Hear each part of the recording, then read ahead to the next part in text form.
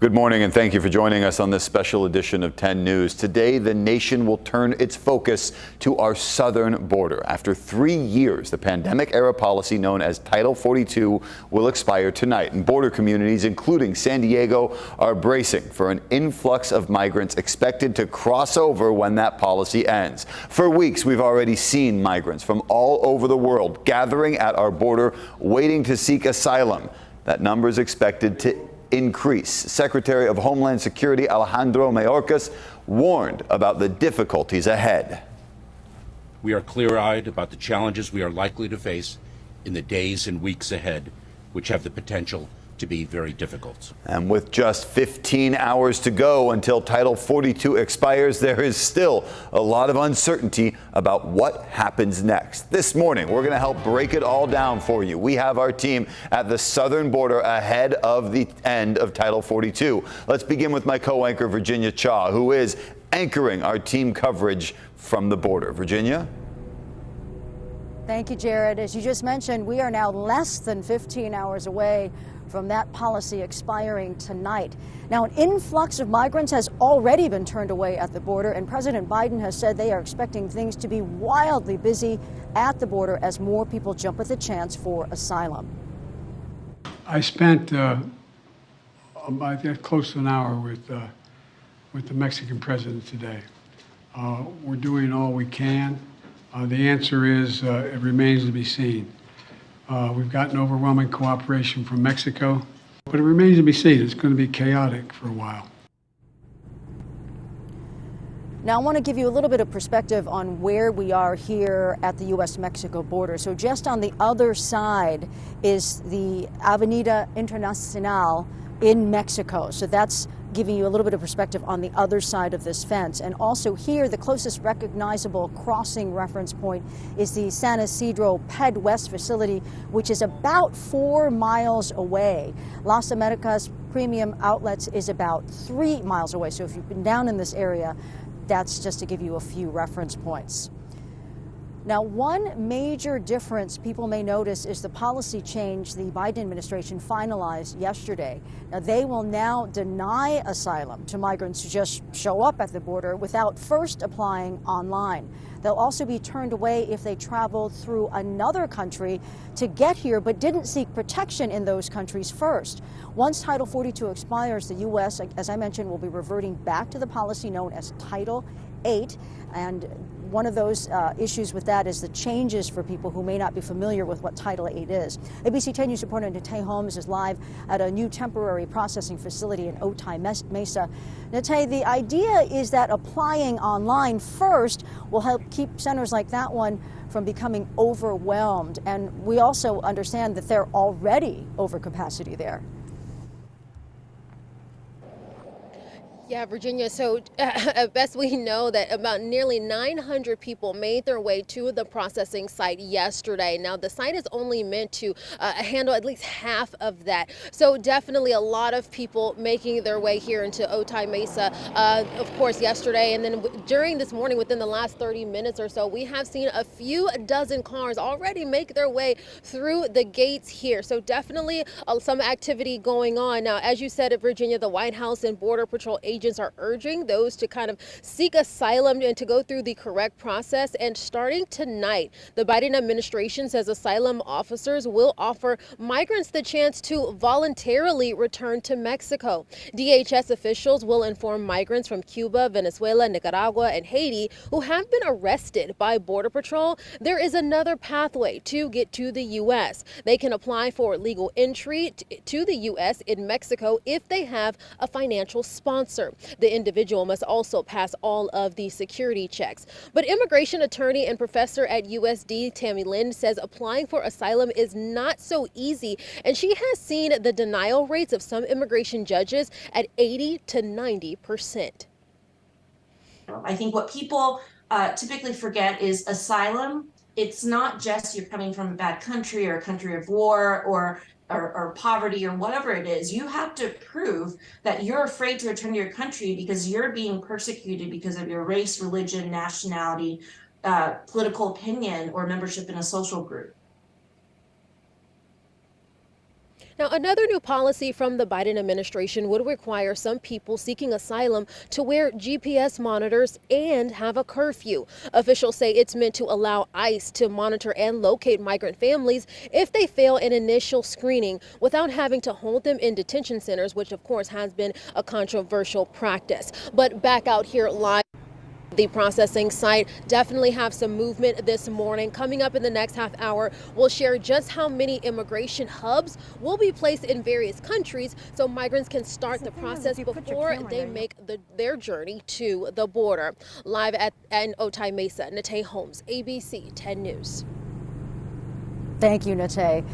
As we've told you, to help deal with the surge, the Pentagon is dispatching 1,500 additional troops, active duty Army and Navy, Marine troops to the border. As we've told you, some have arrived. That is in addition to the 2,500 National Guard members that have already been assisting CBP, according to a statement from the Department of Homeland Security. Now, DHS has not gone into very much detail publicly about what that original 2,500 National Guard troop group has been doing.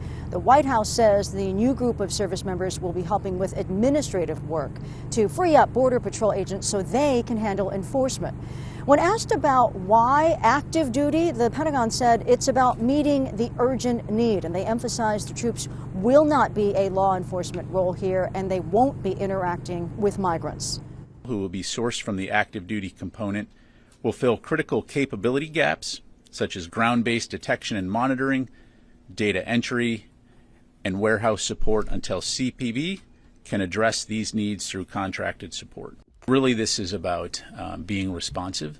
DHS has asked us for this support, and so the ability to rapidly provide support from our active duty forces is really the key here.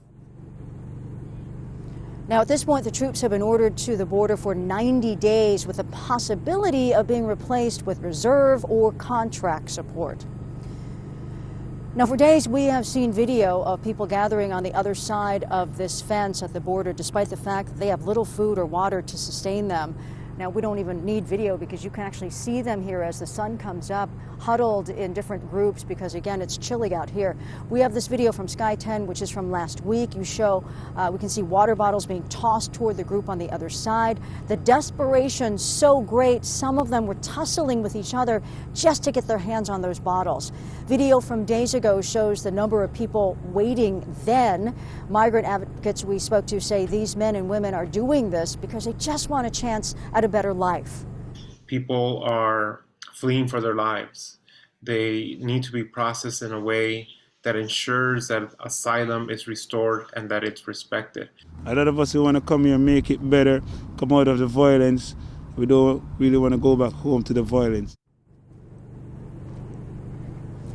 The last man you heard from is Damar Phillips. We talked to him through Perla Shaheen through the border fence to say he had spent all of his money flying from Jamaica to Tijuana. He says he and many others waiting there with him are hungry and thirsty, but still hopeful that they will be granted asylum. ABC 10 News reporter Marie Cornell is also here at the border, just a little bit down from me in a different section this morning. Marie, local aid groups, we've been showing them already helping people on the other side of this fence. They are getting ready to provide resources to those who could be processed soon to enter the U.S.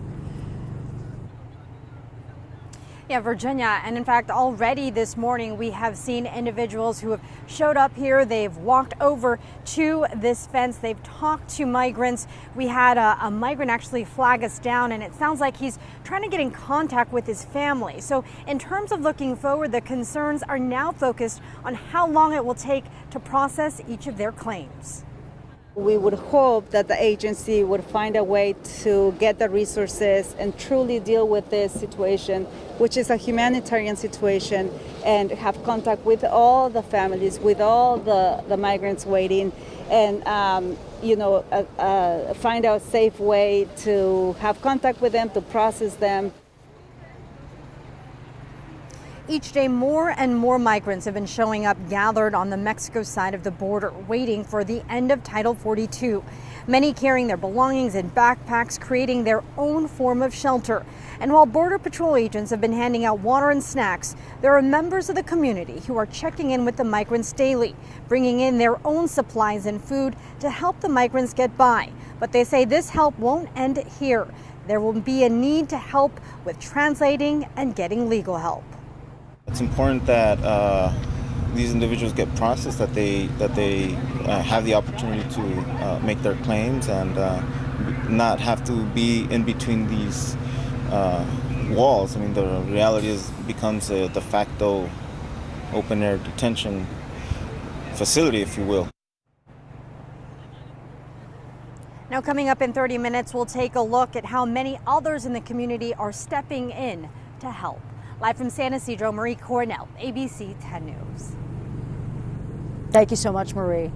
So the Biden administration says they have been working on several policies to ease the strain and cut down on the surge of migrants waiting on the other side of the border. So that includes expanding humanitarian parole. That was granted to Ukrainians fleeing the war in Ukraine, and then to Venezuelans, and finally Haitians, Cubans, and Nicaraguans.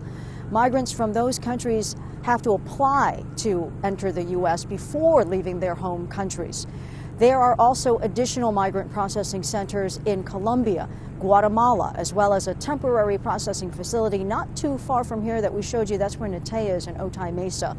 There is a big push for migrants to use the CBP One app, which allows non-U.S. citizens in central and northern Mexico to schedule an appointment with Customs and Border Protection, as well as submit certain biographical information prior to their scheduled arrival at a designated point of entry, which includes San Ysidro and Calexico. While CBP says they are making the process more efficient, critics say not all migrants have internet access or can speak English or Spanish. The app will disproportionately impact people who are poor, as in they do not have good enough internet access to actually use the app, and those who don't speak English or Spanish, particularly the Haitian Creole speaking population and indigenous language speakers. Border Patrol says they increased the number of appointments available a day, and they widened the window of time to request and confirm an appointment on that app, which they believe will help those with limited internet access. Now, some of the migrants tell us they have traveled through multiple countries just to get to the border here, to get to that side in Tijuana.